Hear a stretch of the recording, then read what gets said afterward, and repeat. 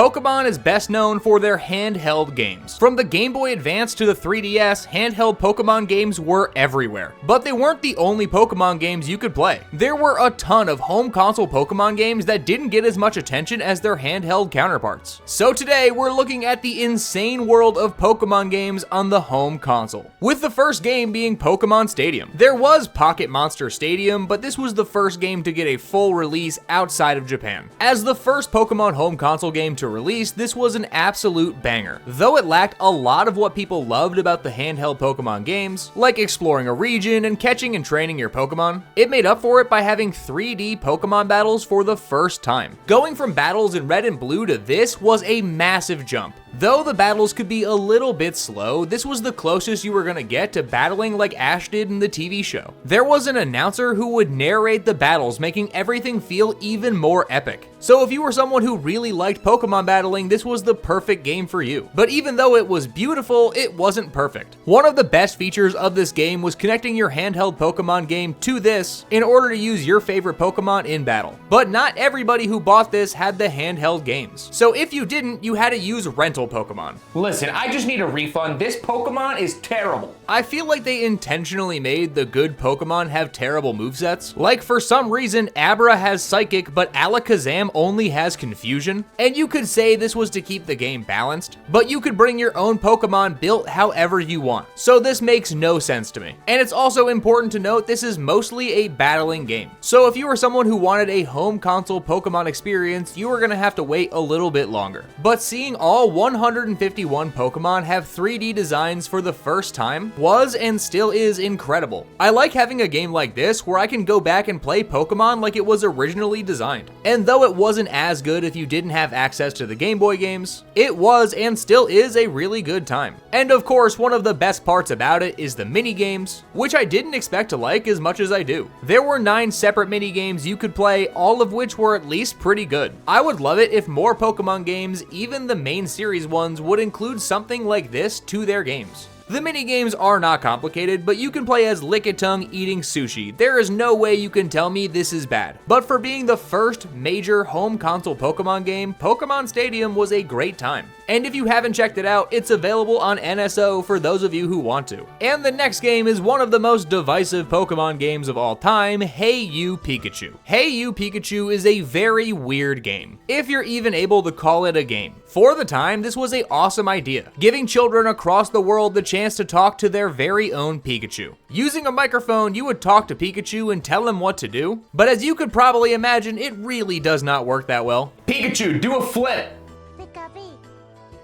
I said do it or I'll fry you. I think every kid across the world wanted to have their very own Pikachu. So as a premise, I love that idea. There were a bunch of different activities you could do with your Pikachu, like fishing, exploring, and cooking, which when put all together is a good idea. But this is the perfect example of a game that sounds good in a boardroom. One of the things people love about Pokemon is being able to choose your own adventure. You can pick what Pokemon you want to take on your journey, what moves you teach them, and what you name them. But all of those choices are taken away here. The goal of this game was to appeal to young kids, but even they thought this was a dumb idea. The technology at the time just wasn't good enough to make the most out of this premise. If they were to revisit this idea with modern hardware, I'm sure it would do incredibly well. With how good AI is getting, I'm sure they could make something great. But with the technology of the late 90s and early 2000s, this was a swing and a miss. The next game though is a fan favorite for many people, and that's Pokémon Snap. I don't know why I never thought combining Pokemon and photography would work incredibly well, but it did, and it's one of my favorite Pokemon spin-offs of all time.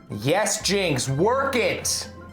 You're killing it! Going on a railcart journey and taking pictures of Pokemon is a very simple gameplay idea that has almost endless replayability. The perfect combination for any spin-off game. It doesn't matter how many times I take a picture of a Rapidash, I always feel like I can do better. Having a first-person perspective, navigating the Pokemon world and taking pictures is incredible. For its time, the visuals were insane, and it gave us a much better look at what the Pokemon world was really like. But it shares a very unfortunate similarity with Hey You Pikachu, which is that it only appeals to a very small audience. At no point when playing the card game, video game, or watching the TV show did I ever think I wanted to go take pictures of Pokemon. So there were a lot of people who never played this game. And if you didn't like the idea of taking pictures of Pokemon, then you were not gonna have a good time. Because beyond throwing apples at the Pokemon, that's all you're going to do for the entirety of this game. Personally, I love this game, but if people say they don't, I am never going to question them on that. But if this seems like your thing, it's 100% worth checking out. But if you were looking for a sequel to Pokémon Stadium, then you were in luck. Pokémon Stadium 2 added 100 new Pokemon to the game from the Johto region, and though I love the original 151 Pokemon, getting 100 extra is never something I'm gonna complain about. But not only did they add the new Pokemon, they also added the new typing, Dark and Steel, entirely rebalancing the game, which it desperately needed, and making it so Psychic Pokemon no longer give me chest pain. If you were a fan of the original Pokémon Stadium, this had everything it had to offer and more, including a bunch of new minigames that were just as good, if not better than the originals. But even though they added a bunch of content, it still had the exact same problems as the original. This was mostly a game for battling Pokemon in style. I always do that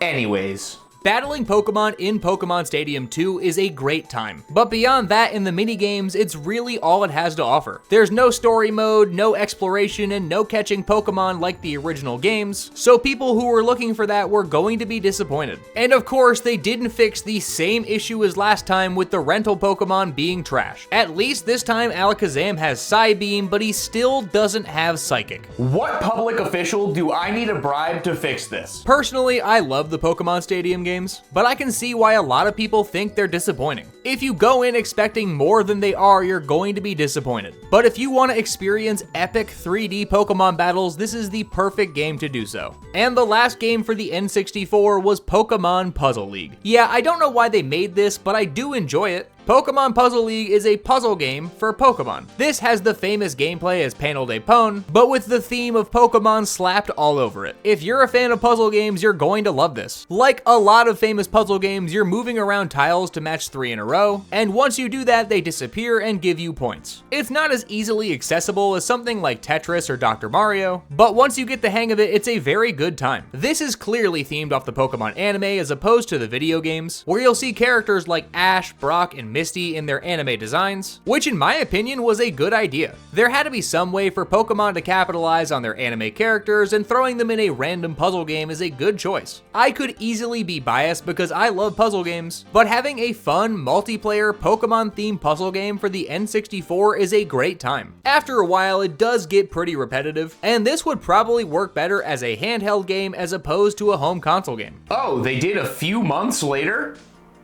Well, that solves all my issues. But with the death of the N64 came the birth of the GameCube. It's hard to say if the GameCube even is a home console because look at it, it has a handle. You're meant to carry this somewhere. But the first Pokemon game to come out for the GameCube was the one that everyone had been waiting for, with Pokémon Colosseum seeking to bring the handheld Pokemon formula to the home console for the first time, with the added flair of having way more arson. You blow up a building within the first 5 minutes of this game, really setting the bar for how different this game is going to be. It doesn't follow the same standard Pokemon formula of the handheld games, where a professor gives you Pokemon and you go on a journey collecting badges.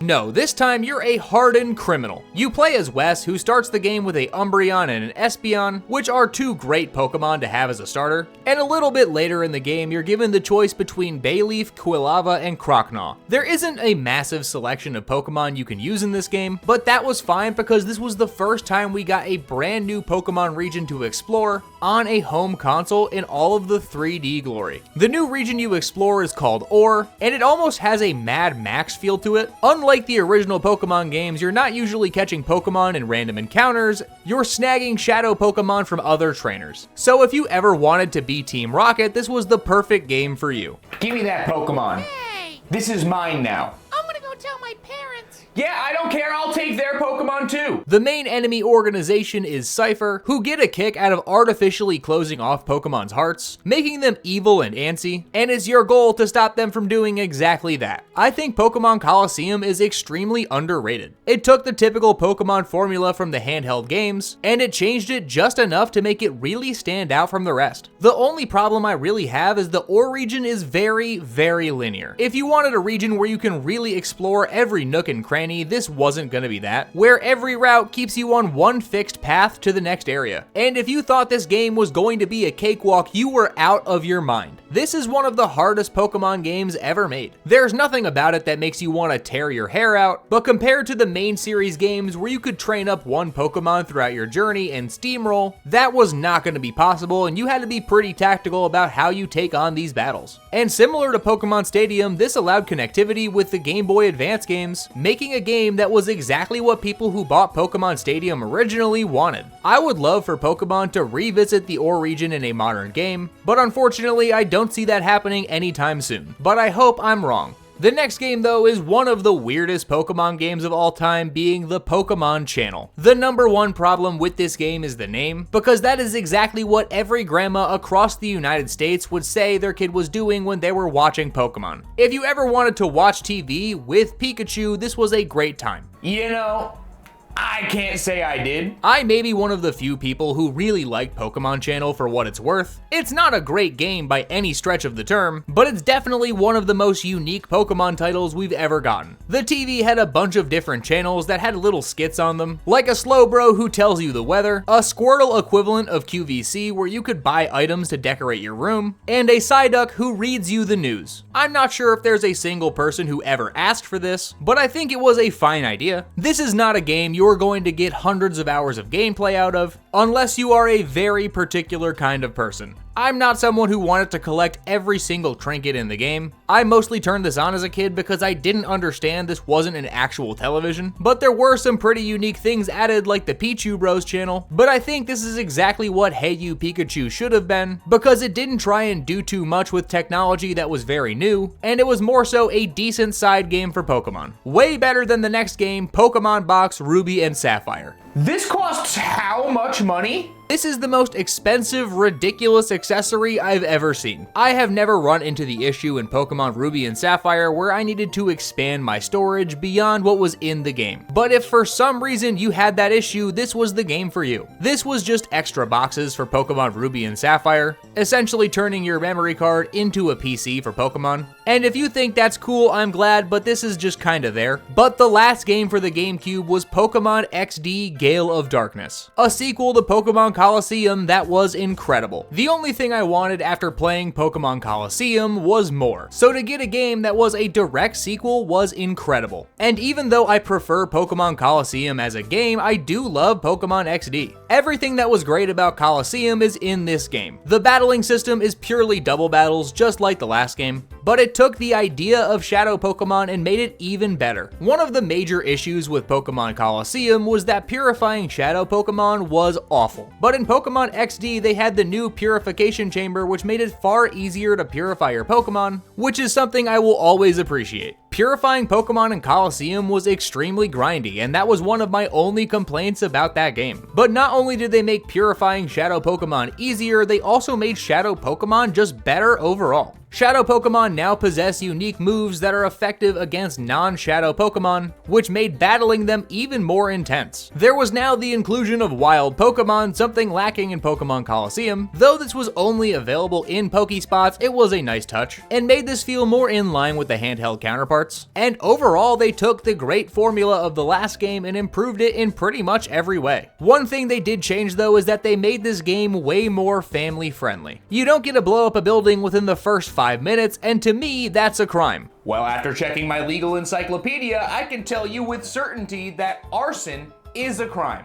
And I didn't fall in love with the story as much as I did in Colosseum. They did have the incredibly cool Shadow Lugia, which was a major selling point of this game if you couldn't tell by the cover art. But just like Pokemon Colosseum, Pokemon XD Gale of Darkness is an incredible game. It's a shame the only way to play these is on the GameCube, and just by looking at those price tags, if I were to buy this today, I would pass out. I would love for this game and Pokemon Colosseum to get a full remake, remaster, or port to any form of modern hardware, because I think they are criminally underrated games I want everyone to experience. But this was the last game on the GameCube before the birth of the Nintendo Wii, and the first game for that was Pokemon Battle Revolution. This was the diet version of Pokémon Stadium with some notable changes that made it more accessible but also limited the amount of content in the game. Visually, to this day, this game is stunning. I love how Pokemon Diamond, Pearl, and Platinum look, but getting to see those characters in 3D for the first time is something I will never forget. I have tons of memories playing this game using Pokemon I enhanced with an action replay, and it was chaotic fun every single time. The main appeal here was connecting your Nintendo DS wirelessly to your Wii and transferring your Pokemon with the press of a button, which is a really cool idea similar to Pokémon Stadium, getting to use your Pokemon in big 3D battles. But that's really where this game stops being that interesting. Pokémon Stadium at least had mini games and a better single player mode to make up for the fact that it was just a 3D battle simulator, but this was just for battling. After the third battle in the single player mode, you pretty much got what this game is going to be. And if you didn't have the DS versions, you were going to have a bad time. And where Pokémon Stadium at least had things to help enhance the experience, what you see here is exactly what you get. I 100% got my money's worth out of this game, but in the modern day, it is definitely not worth going back and trying out. The next game is a bit of an oddball with PokéPark Wii. For a few years, I thought I hallucinated this game existing, but no, it's definitely real. Is anything even real anymore? This is a very simple game where you play as Pokemon in a Pokemon park. It has very simple controls and easy gameplay for anyone to understand, with a bunch of mini games, activities, and Pokemon to talk to, which gives this more than enough content to be fun. One of the best parts about this game overall is the soundtrack, because every single tune that plays in this game gets stuck in my head immediately. But if you wanted something that was technically impressive and deep, you are going to be disappointed. Meeting a Pokemon, beating them in a skill challenge, and rinsing and repeating for 15 hours is not something that I would say is a Game of the Year contender, but I don't think it's trying to be. To me, this is a game similar to the Pokémon Channel and Hey You Pikachu, which wasn't aimed to be a game made for people who were die-hard Pokemon fans, but more so for people who are just getting into video games. There is nothing deep or challenging to be found here. This is a game that you could sit down and give a 4-year-old and they would be entertained the entire time. So if you were looking for a deep Pokemon game to play on your home console, you are going to be disappointed. But if you go in expecting this to be an easy, family-friendly game, you're gonna have a decent time. But when you're playing the Wii, you can't skip over talking about WiiWare games, mainly Pokémon Rumble. Pokémon Rumble is a very weird game to me, because as simple as this game is, it is very addicting. You play as a Pokemon and you beat the snot out of every Pokemon in sight, in a way similar to old school beat 'em ups. But the real fun to be had is in collecting Pokemon. Befriending and collecting different types of toy Pokemon is endlessly engaging. You start out with Rattata and you keep unlocking more Pokemon as you play the game, and each have their own little quirks that make them stand out from one another. But playing by yourself is not where this game shines. You're gonna have the most fun playing with friends. Sitting down and beating through waves of toy Pokemon with friends is something that I am very nostalgic for, so I easily could be up on my nostalgic high horse, but the original Pokemon Rumble, though simple, is very fun. If you're looking for a game with an incredible story, you should definitely go elsewhere, because there is little to no story to be had here. And though there are a lot of Pokemon to choose from, there is very little variety in the movesets or the gameplay to make this a must play, but this was not a full price title. This was available on WiiWare for a lower price than a box game, so with that in mind, I think this was a great idea and a very fun time. But of course, Pokemon saw that Battle Revolution desperately needed a sequel, and made a sequel to Pokemon Park instead. Alright, listen, Pokemon.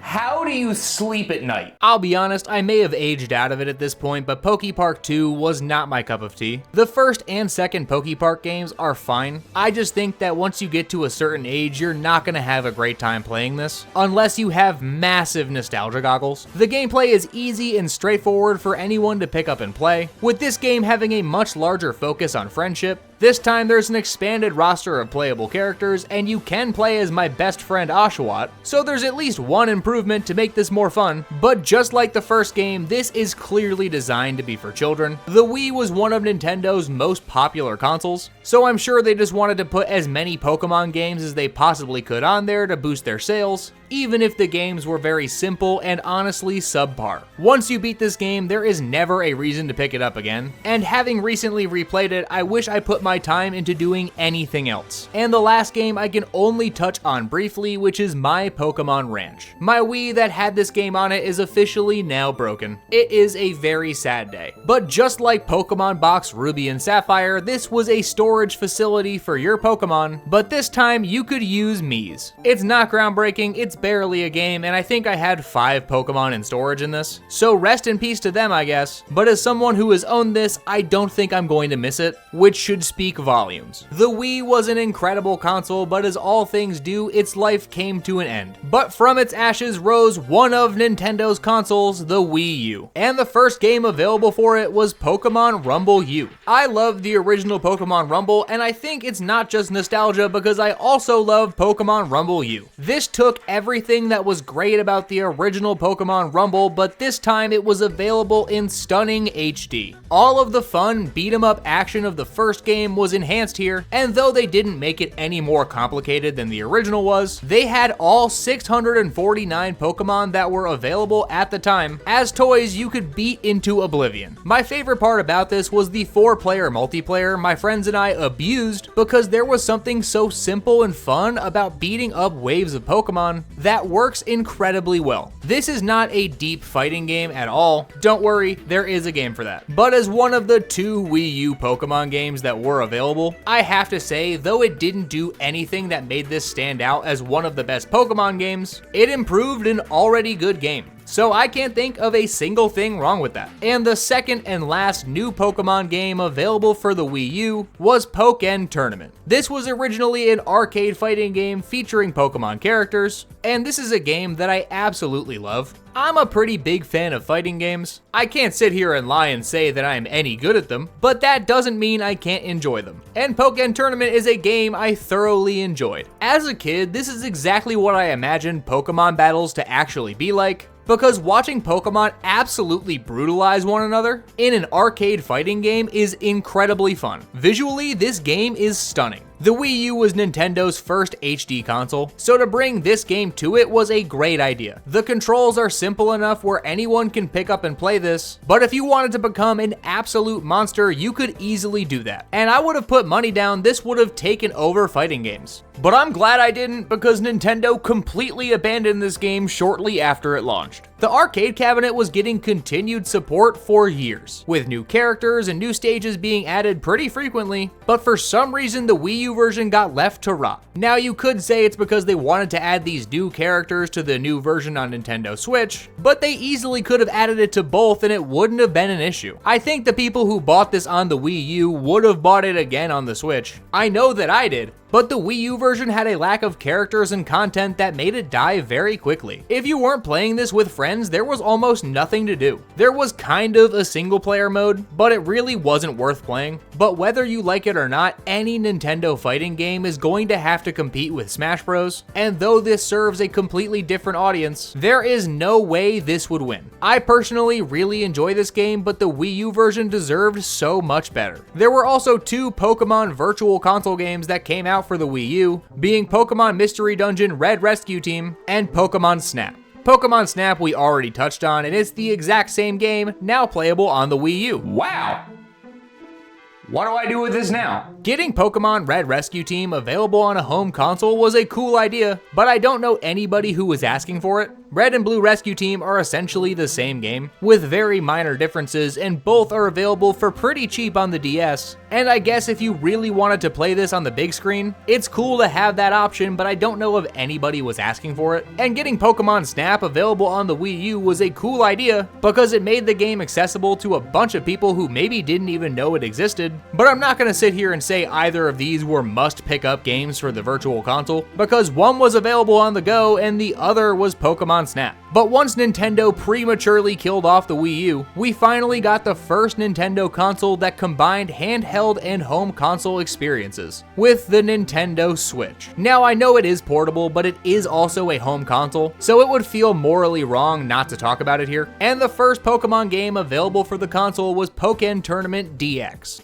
This looks awfully familiar. Nintendo had a pretty bad habit during the Switch's life of taking all of the good Wii U games, adding all of their DLC, and bringing it over to the Switch. And that is exactly what happened here. Everything that was good about the original Pokkén tournament is still great here, including a couple new Pokemon like Krogunk, because how could we have a fighting game without this little guy? And even a brand new Pokemon that wasn't available in the arcade version, Decidueye. Why they didn't add this as DLC to the original, I can't tell you, but having the same game with a few minor enhancements re-released after 2 years was definitely a shady move. But I do understand the appeal of bringing their favorite games from the Wii U over to the Switch. There were enhancements to the single player content which was desperately needed, like an improved story and a daily challenge mode, which made it so I actually wanted to pick up and play this game by myself sometimes. And of course, being on the Switch offered better performance. I think Pokkén Tournament's a good game, especially on the Switch, but releasing it twice back to back in 2 years is a crazy move, because all of these things that could have been added to the Wii U version were withheld to resell it to me on the Switch. But I do think this game is still worth checking out even to this day. The next game was Pokémon Quest, a mobile game that was brought to the Switch, and as far as mobile games go, this really isn't that bad. This is a fun, easy to pick up and play game, which honestly feels like it was designed to kill time. In the modern day, I can't say this game is worth playing, but when the Switch first came out, having any kind of Pokemon game on it was a blessing. And for that time period, this scratched my itch. The most interesting part about this game is definitely the art style, with all of the Pokemon having a blocky, almost Minecraft look to them. And aesthetically, it's not winning any awards, but it definitely doesn't look bad. You have a home base that you can customize and build, and though it's not the deepest level of customization, it's nice to be able to give it a little touch. But you can tell they just ported a mobile game over to the Switch to fill that Pokemon void. Pokkén Tournament only appeals to so many people, so having something like this that was free and very easy to get into was enough to quiet down people for at least a few weeks until they got a real Pokemon game available on the console. The game is very simple and easy to play, but it's also kinda just there. I had my fun with it for about a week, and now I never want to touch it again. But the first real Pokemon game to come out for the console was Pokemon Let's Go Pikachu and Let's Go Eevee. I think everybody remembers what they were doing in 2016, and the answer was probably playing Pokemon Go. Some people kept playing for the next few years, and others put it down after a few months, but the impact that it made was seen everywhere. So what better way to tap into that audience than to make a new Pokemon game that was a remake of one of their original games, fill it to the brim with Pokemon Go mechanics, and put it on their brand new console.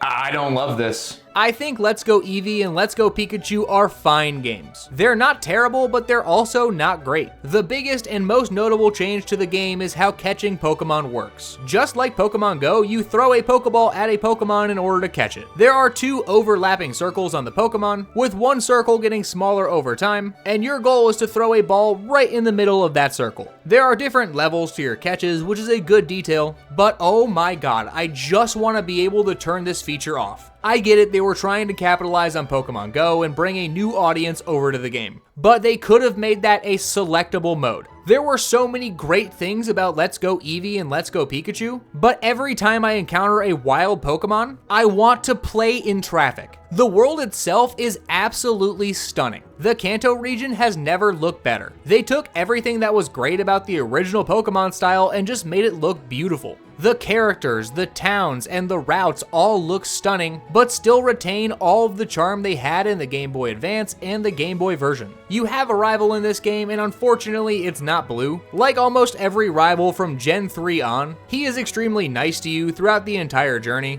and I really don't love that, especially when they could have just used Blue. The game is based off Pokemon Yellow, and you can tell almost immediately, with all of the cool little details from Yellow being present here, like your partner Pokemon being a Pikachu, or an Eevee I guess, and Jesse and James from Team Rocket being in this game. Yellow originally was designed to serve as an anime equivalent to the Pokemon games, which gave people the ability to simulate living through Ash's journey, and though it loses a little bit of that flair that it had in the original, it's still really nice they kept a lot of the fan service they had in that game. Another massive change here is that Pokemon are visible in the wild. There's no random RNG encounters anymore. If you see a Pokemon, you can go over and battle it, which means I don't have to spray myself with a million repels, which is a quality of life change I love to this day. If you're a fan of shiny hunting, it is now so much easier, and it makes completing the Pokédex even more accessible. I don't think that Pokémon Let's Go Eevee and Pikachu are terrible games, but there are some glaring problems that I really don't love.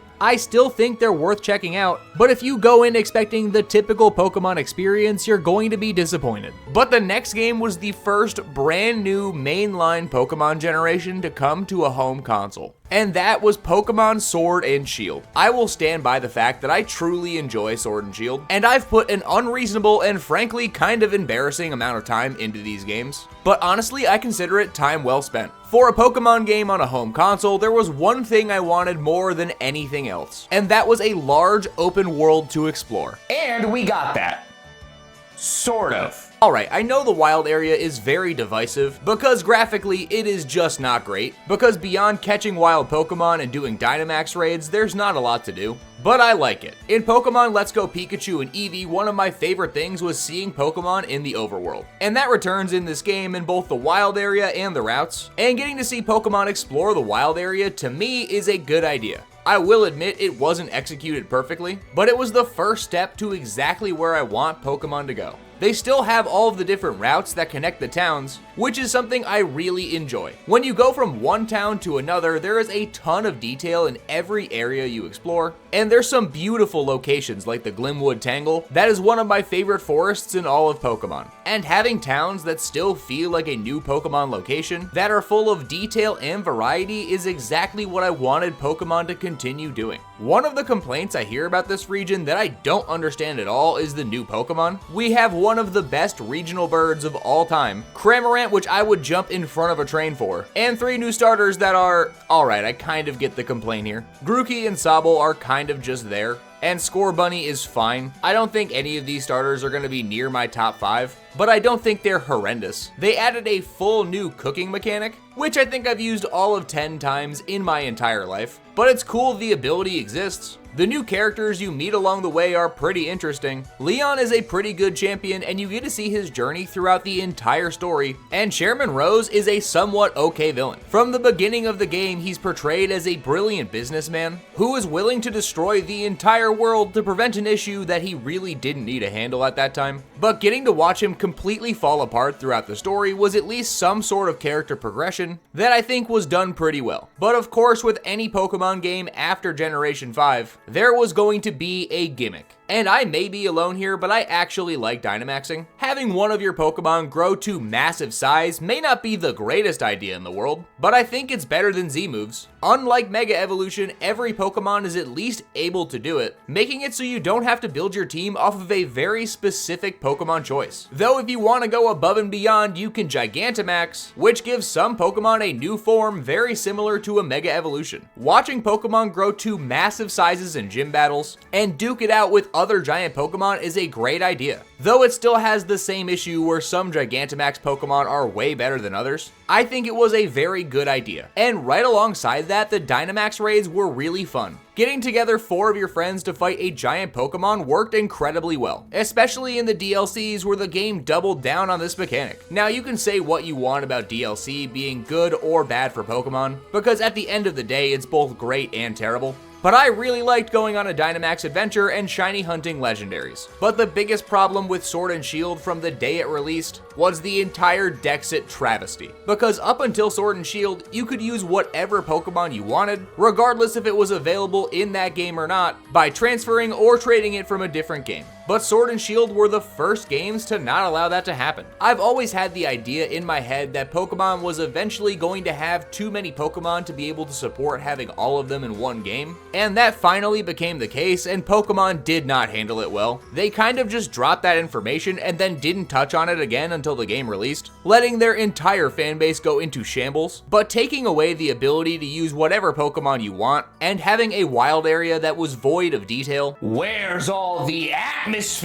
And I could see how a lot of people were not thrilled about this game. But I could go on for days in defense of Sword and Shield, but that doesn't mean I think this game is perfect. I just don't think it's as bad bad as everybody says. But the next game we got was Pokemon Mystery Dungeon Rescue Team DX. This brought the fan favorite Pokemon Red Rescue Team and Blue Rescue Team onto the Switch with a much needed fresh coat of paint. The Mystery Dungeon games, whether they are Pokemon or not, are all really fun. There's something about exploring random dungeons that I will always find endlessly engaging. The Mystery Dungeon games quickly became Pokemon's go-to spin-off, and with Red and Blue Rescue Team being the oldest games, they were first to get a remake, and visually this game is stunning. The game has this hand-painted art style that I really enjoy, and even though I love the original art style on the Game Boy Advance and DS, this looks incredible. Seeing this title with 3D Pokemon designs is really nice and refreshing, but this is a Mystery Dungeon game and it's not gonna appeal to a lot of people. Getting to play as a Pokemon and explore different locations is very fun, but there are a lot of people that this game just won't appeal to. I love replaying this game because every time you go into a dungeon, it's going to have a different layout than the last time you played, which means every time you restart it, you're going to get at least something that's fresh and new. But the gameplay itself can get very repetitive very quickly. Every single floor of a dungeon has you walk around, battle Pokemon, and find the next floor, and you rinse and repeat until you're at the end of the dungeon and go on your merry way. And if you're someone like me, you're going to have a great time with that. But having such a simple combat system like this, with no real way to change up the variety without starting an entirely new playthrough, is going to turn off a lot of people. The story in this game though is extremely well written. Playing as someone who was turned into a Pokemon with no idea how it happened is a great premise that they definitely didn't beat into the ground over time. But with this game having released, that means there's at least a small chance they will remake the Explorers games, so I can hold out hope for at least a little while. But as much as I think Rescue Team DX is the best way to play this, it's also the most expensive considering Pokemon Red Rescue Team is available with Nintendo Switch Online.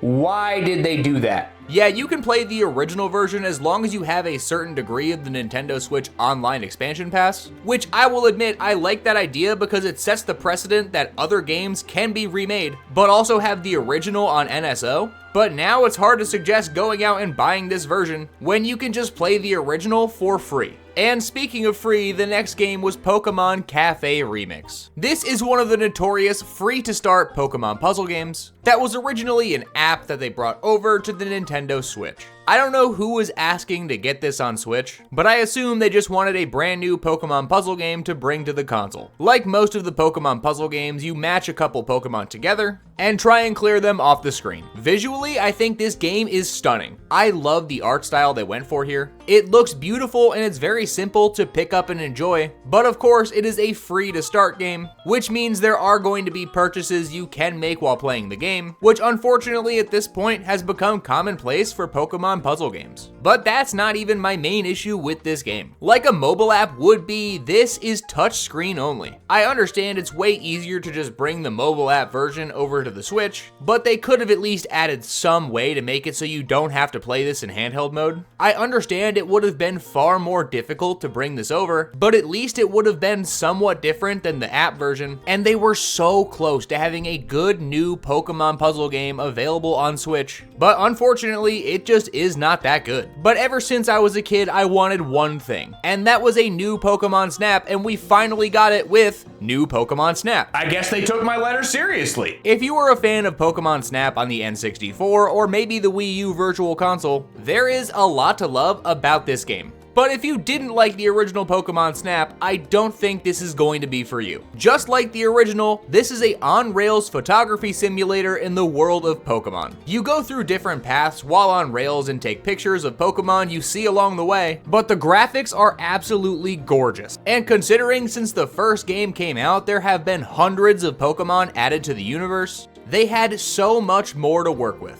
Getting to see how Pokemon interact in the wild is incredible to me. And as much as I love the original Pokemon Snap, this is better in almost every way. All of the locations and Pokemon you see are beautiful. The photography works incredibly well, even if the scoring system is a little weird. But what makes this game special is how many little details there are for you to explore and uncover. The gameplay does not win any awards for innovation. You're just taking pictures, it's not rocket science. But if any part of you enjoyed the original Pokemon Snap, this was all of that and then some. The only problem problem I have with this game is that they never added any additional content, so that means I have to keep writing letters and maybe in a decade we'll get something new. Up next is Pokémon Unite, a game that had the potential to be groundbreaking but fell apart quickly after release. I think as a concept, Pokémon Unite is great. A MOBA but with Pokémon as the characters seems like it would be a good time. And gameplay wise, it is very fun. Having a lane battling Pokémon game where your goal isn't to destroy towers but to dunk balls into a hoop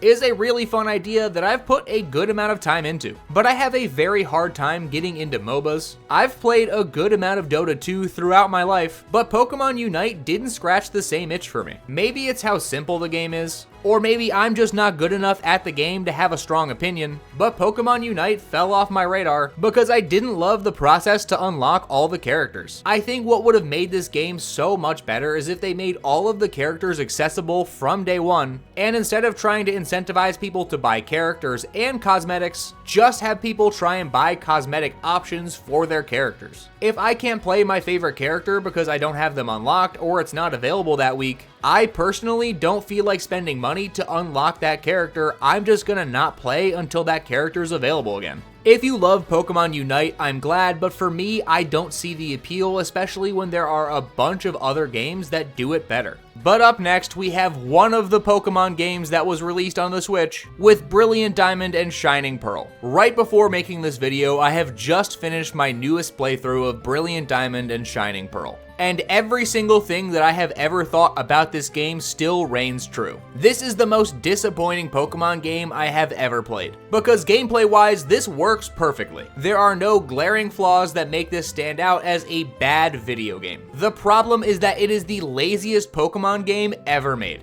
The original Diamond and Pearl have their issues. They are very slow, they didn't do as good of a job with the story as Platinum did, and there was very limited type variety in the region. And they did fix a couple of those issues, but that's about it. Historically, whenever Pokemon makes a remake, whether it was Fire Red and Leaf Green, Heart Gold and Soul Silver, or Omega Ruby and Alpha Sapphire, they add something new to the game to make it really worth revisiting that region. But Brilliant Diamond and Shining Pearl are faithful remakes, nothing more and nothing less. There was no reference to Platinum, the game that made Gen 4 playable at all, and the only two minor changes here is that you can walk around with Pokemon, which I will admit is pretty cool, and they redid the underground to be more usable. But that was all. It is one of the laziest remakes just to resell a game I have ever seen. And I honestly could have let this slide if they didn't price it at $60. There is not $60 worth of value here. A used copy of Pokemon Diamond or Pearl is half the price. So if they priced this at $40, I would have been a lot more lenient. But as a full price remake, this was just a cash grab. At least with the Let's Go games, there was something to make it different than the original versions. And the art style in those games alone were stunning. But sticking with the chibi art style, though nostalgic, does not look good here. I wouldn't have been as harsh with these games if they used the Let's Go style, because at least then the game would look way better than it did on the DS, and not just an upscaled version of it. But before I go into cardiac arrest, I just have to say that Brilliant Diamond and Shining Pearl are the worst remakes Pokemon has ever made, and if you really want to play through Generation 4, I would just go pick up a copy of Platinum and play it the best way possible. But at least the Pokemon Company did something good, and took the iconic Pokemon formula and flipped it on its head with Pokemon Legends Arceus. Though the Pokemon formula is tried and true, it's games like Legends Arceus that reminds me how great this series really is. Because with some minor changes to the standard Pokemon formula, they made one of the most refreshing takes on Pokemon I have ever played. Maybe it's because I was desperate to get the taste of Brilliant Diamond and Shining Pearl out of my mouth, but having just replayed this game recently, I need more of games like this. The formula of catching and battling Pokemon is still here, so if you want to play this just like an old Pokemon game, you can, but the main focus of this game is that you are sent to the past, and you get to see how Pokemon were captured and battled long ago. Sneaking around in bushes and whipping Pokeballs at Pokemon is so much fun. The game is separated into different areas that you can explore, catching and battling Pokemon with a massive emphasis on exploration. With help from Pokemon that you unlock along the way, you can traverse the world, making it so you can go back to areas 3, 4, or 5 times and always find something new. There are a ton of new forms of Pokemon that you can use on your team, and though I'm not the biggest fan of a lot of their designs, they are far from bad. But what I think this game does incredibly well that I hear nobody talking about is the awesome story. Arceus sends you back in time and you get to uncover why that is throughout the game, and you get to work alongside the Survey Corps to uncover the mysteries of the region. The gameplay loop is a little simple where you get a quest, defeat a big Pokemon, and then go to a new area, but considering you're a person who fell from the sky, the fact that you're accepted into a village and allowed to do work for them, to prove your worth and become one of the most powerful Pokemon users in the entire Survey Corps, is a really refreshing and interesting premise. Volo is one of my favorite villains in all of Pokemon, because not only did I not see it coming that he was going to be a villain, I also hate him with every fiber of my being. But Pokémon Legends Arceus is a completely new take on the Pokemon universe, changing not only the combat system and the way we view the Pokemon world, but also creating an entirely new section of Pokemon games that can test new things for the Pokemon formula without changing the entirety of the main series lineup. If you haven't played Legends Arceus, it's the most refreshing Pokemon game we've gotten in a very long time, and I highly recommend checking it out. And the most recent main series Pokemon game is Pokemon Scarlet and Violet. And unlike Sword and Shield, I find it very hard to defend this game, because even though it does a lot of things well, it's also just kind of, I'm gonna vomit.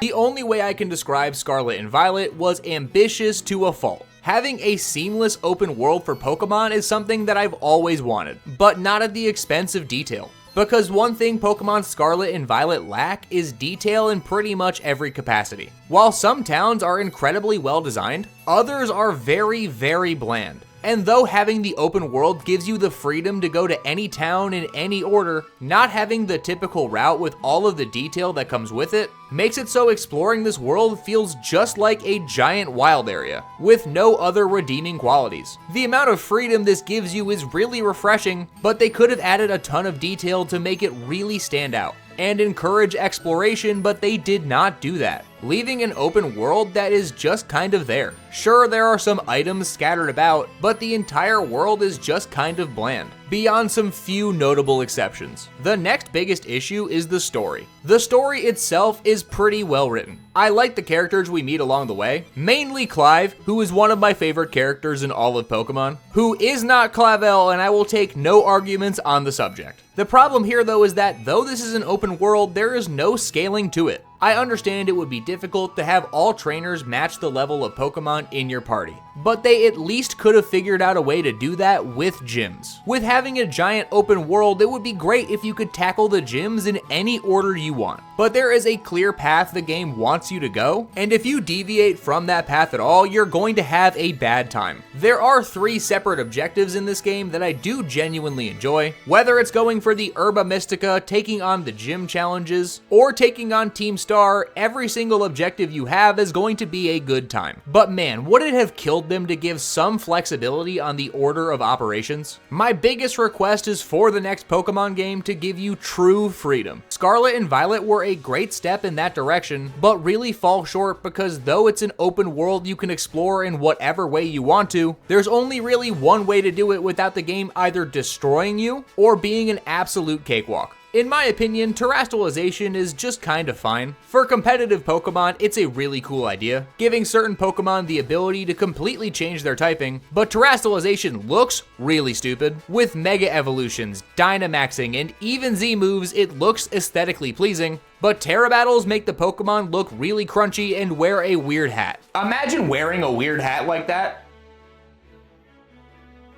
Alright, I guess. But the biggest problem with Scarlet and Violet is 100% the performance issues, because whether it's the frame rate or visual glitches, this game does not perform well at all. It's gotten better over time, but especially when this game first came out, it was borderline unplayable. Anytime you were exploring, the frame rate would tank, Pokemon would glitch through the floor and camera angles looked off, And for a brand new main series Pokemon game to look and perform like this was not acceptable. I'm glad they've made improvements over time, but for this to be the second new main series Pokemon game to release for a home console, and to have it run exponentially worse than the first game, was and still is really disappointing to see. But it's hard to recommend Scarlet and Violet when it doesn't play well. But the last Pokemon game we got for the Switch was Detective Pikachu Returns. Remember Detective Pikachu, the movie that gave me night terrors because of this Mr. Mime? Yeah, they made 2 video games about it, and they're both pretty good. I don't love this one as much as I like the first one, but if you want a simple mystery game to play, this is definitely that. The game has you playing as Detective Pikachu and his partner as they uncover mysteries to try and figure out what happened to Detective Pikachu's partner, who also happens to be your dad. The story is fine, I don't think it's gonna win any awards, which is unfortunate because the entire point of a mystery game is to have a good story that makes you want to play it, but as an accessory title, I don't think the Detective Pikachu games are drawing that big of a crowd. All of the mysteries are very simple. They will throw a clue directly in your face, and if you don't see it, you're pretty much blind. So if you're over the age of 11 and you're playing this game, it's going to be an absolute cakewalk. But there's something about it that I just kind of enjoy. Sure, it's simple and the voice acting is sometimes really bad, but going through different areas and seeing the whodunit mystery unfold is decently engaging throughout the entire story. The main problem with this game though is that it's priced at $50,